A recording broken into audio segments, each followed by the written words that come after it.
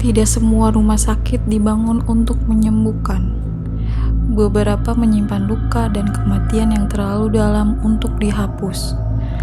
Dan ketika malam datang, luka itu terbuka kembali menghantui siapapun yang berani mengusik. Bagian 1. Malam pertama. Rani 22 tahun, mahasiswi keperawatan, mendapat giliran magang malam di sebuah rumah sakit tua di kota kecil dekat Garut. Rumah sakit itu berdiri sejak era kolonial Belanda dan terkenal dengan arsitektur kuno, lorong-lorong panjang dan aroma karbol menyengat. Di malam pertamanya, suasana terasa janggal sejak awal. Suster senior Bu Rukmi, wanita paruh baya berkacamata tebal, menyambutnya dengan nada dingin. Ingat ya, Dek, kalau jaga malam di sini jangan masuk ke lorong belakang. Kalau ada suara abaikan saja. Itu hanya kenangan buruk yang kadang muncul. Rani pun menganggap itu cuma gurauan. Tapi dalam hati ia merasa ucapan itu terlalu spesifik untuk dianggap main-main. Bagian 2. Panggilan tengah malam. Jam menunjukkan pukul 1:47. Semua hening.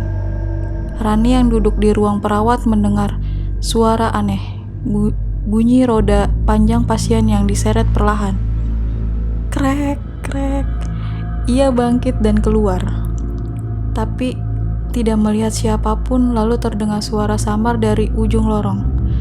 Suster, tolong. Suara itu berasal dari lorong belakang. Lorong yang dilarang itu. Rani ragu, tapi rasa penasaran lebih besar daripada rasa takut. Ia membawa senter dan berjalan masuk ke lorong yang mulai gelap dan lembab. Tapi begitu ia melewati ambang pintu, lorong itu berubah. Cahaya lampu putih memudar, digantikan cahaya kekuningan. Dindingnya lebih tua, cat-cat mengelupas dan ada bau darah besi samar di udara. Bagian 3. Lorong tanpa ujung. Rani mencoba kembali, tapi jalannya tak bisa diulang. Setiap belokan, setiap langkah hanya membawa kembali ke titik yang sama.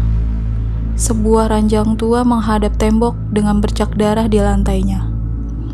Rani mulai panik. Ia berteriak, tapi suara seolah terserap dinding. Tiba-tiba lampu pun padam. Kegelapan pun sempurna. Di tengah gelap itu, suara napas berat terdengar sangat dekat. Lalu bisikan. Kamu sudah masuk ke ruang milik kami. Sekarang gantian kamu yang jaga di sini. Lampu pun menyala kembali, tapi kini di depannya ada satu barisan pasien. Semuanya mengenakan pakaian rumah sakit lama. Wajah pucat, mata kosong. Dan satu sosok suster berdiri di antara mereka. Wajahnya hancur dan tidak punya mulut.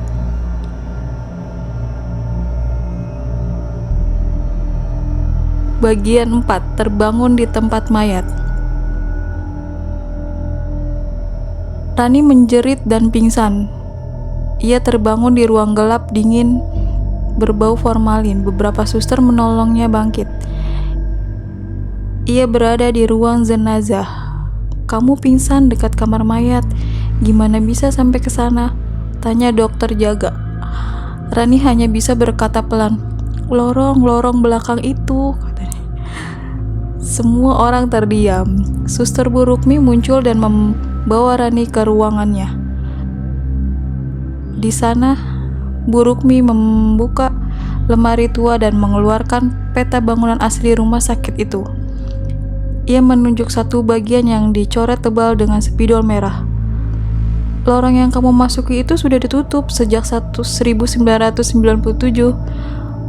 Waktu itu ada insiden, seorang pasien psikotik mengamuk dan membunuh 3 suster di lorong belakang. Mereka tidak pernah ditemukan bahkan setelah direnovasi. Bagian 5, akhir terbuka. Rani memutuskan mengakhiri magangnya lebih awal, tapi seminggu kemudian saat ia membuka ponsel dan melihat galeri fotonya, ada satu video yang tidak ia ambil. Dalam video itu terlihat dirinya sendiri berjalan, sendirian di lorong belakang, tapi sosok di belakangnya adalah suster tanpa mulut, mengikuti setiap langkahnya dalam bayangan. Dan akhir video, terdengar suara, "Belum waktunya kamu pergi." Mungkin di antara kita ada yang pernah berjalan di lorong yang sama, mendengar suara ranjang, dan selamat. Tapi kali ini, jika kamu mendengar suara dari lorong yang seharusnya kosong, jangan pernah kau ikuti karena kau mungkin tidak akan kembali.